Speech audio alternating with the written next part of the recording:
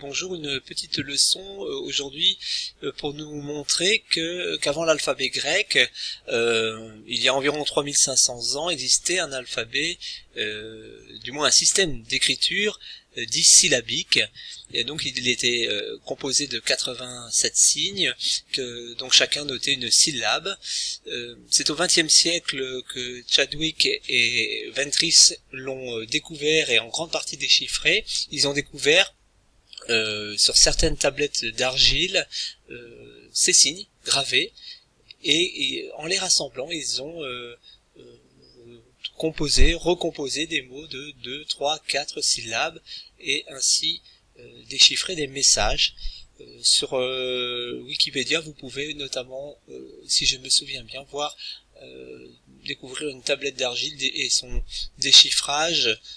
Il s'agit d'une facture ou d'une commande de laine.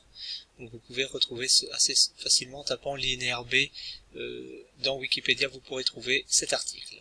Alors, cet alphabet grec que nous connaissons bien n'a été utilisé qu'à partir du 8e siècle avant notre ère, et il provient d'un alphabet phénicien, cet alphabet phénicien qui compte 22 signes, alors que l'alphabet grec va en compter 24, du moins l'alphabet ionien, attique, l'alphabet que nous connaissons, que nous fréquentons quand nous lisons les textes de la tradition.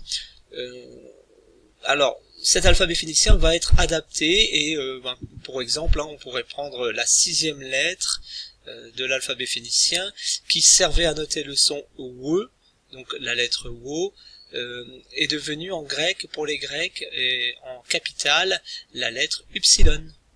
D'une manière générale, donc il faut retenir que les Grecs ont adopté l'alphabet phénicien, qui a inspiré également d'autres alphabets pour noter d'autres langues, et même des langues orientales.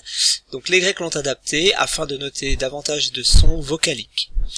L'écriture grecque a développé dès le 8e siècle donc cet alphabet, mais sous forme de capitale principalement, et ça n'est qu'au début du 9e siècle que l'écriture minuscule va se développer, 9e siècle de notre ère, donc une écriture beaucoup plus récente qui a très peu évolué jusqu'à nos jours.